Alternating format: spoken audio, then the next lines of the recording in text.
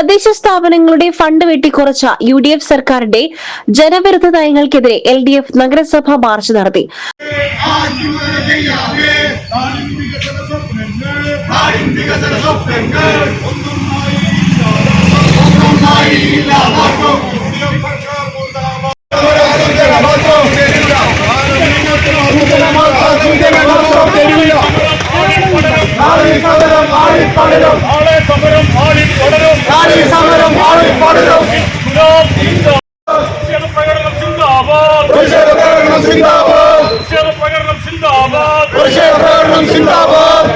March LDF മണ്ഡലം convener E Padmakshan ഉദ്ഘാടനം ചെയ്തു. ഇത്തരത്തിലൊരു മുന്നറിയിപ്പ് സമരം ഇതൊരു വളരെ ശക്തമായ സമരമല്ല, ഒരു തുടക്കമാണ്. ഒരു മുന്നറിയിപ്പ് സമരം LDF ആദ്യമായി സംഘടിപ്പിക്കുകയാണ്. കഴിഞ്ഞ തെരഞ്ഞെടുപ്പിന് ശേഷം ഇടതുപക്ഷ ജനാധിപത്യ മുന്നണി ആദ്യമായി രാഷ്ട്രീയമായി ഏറ്റെടുക്കുന്ന ഒരു സമര തുടക്കമാണ്. ഈ സമരത്തിന്റെ മുദ്രാവാക്യങ്ങളിലേക്ക് കടക്കുന്നതിന് മുമ്പ്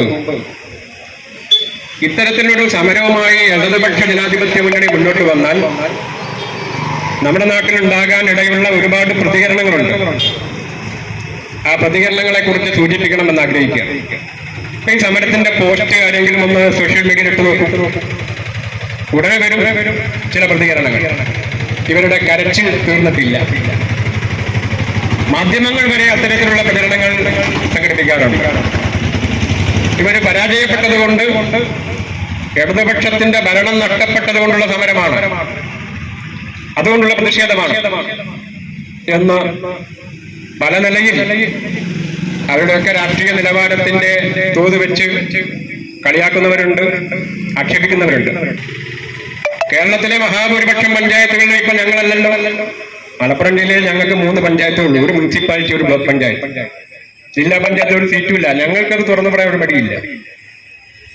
അപ്പോൾ ഈ ഭരണസമിതികൾക്ക് പണം അനുവദിക്കണം എന്ന് പറഞ്ഞാൽ അത് രാഷ്ട്രീയ പ്രേരിതമായ മുദ്രാവാക്യമല്ല എന്നത് മനസ്സിലാക്കാൻ ഒരു ചെറിയ കോഴിക്കോടിന്റെ ബുദ്ധി ഉണ്ടായാൽ മതി, വലിയ ബുദ്ധിയൊന്നും വേണ്ട. ഇവിടെ പത്മിനി ഗോപിനാഥ് നേതൃത്വം കൊടുക്കുന്ന UDFന്റെ ഭരണസമിതിക്ക് പണം വേണം, അവർക്ക് പ്രവർത്തിക്കാൻ ആവശ്യമായ ഫണ്ട് ലഭ്യമാക്കണം. അതല്ലേ ഞങ്ങൾ ഈ സമരത്തിലൂടെ വിളിക്കുന്നത്.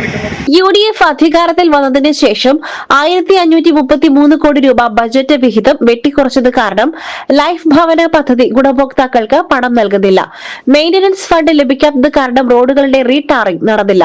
അംഗൻവാടികൾ, സ്കൂളുകൾ എന്നിവയുടെ മെയിന്റനൻസ് പ്രവൃത്തി നടന്നില്ല. പാലിയേറ്റീവ് ജീവനക്കാരുടെ ശമ്പളം മുടങ്ങി.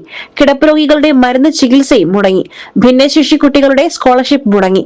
അതിദരിദ്ര കുടുംബങ്ങൾ, വയോജനങ്ങൾ, വനിതാ ക്ഷേമ പദ്ധതികൾ എന്നിവയെല്ലാം തടസ്സപ്പെട്ടിരിക്കുകയാണ്. നഗരസഭയ്ക്ക് കീഴിൽ പ്രവർത്തിക്കുന്ന ആശുപത്രികളിൽ അവശ്യ മരുന്നുകൾ ലഭിക്കുന്നില്ല. LDF നേതാക്കളായ കക്കാടൻ റഹീം, PM Basheer, M Mujeeb Rahman, T Haridasan, Sreedharan, Scaria Kinanthoppil, Paranthan Naushad, അരുമ ജയകൃഷ്ണൻ, അരുൺ ദാസ്, E ഷൌക്കത്ത് അലി, കൌൺസിലർമാർ എന്നിവർ സംസാരിച്ചു. SS Gold, Pure Gold. SS Group, Nilambur.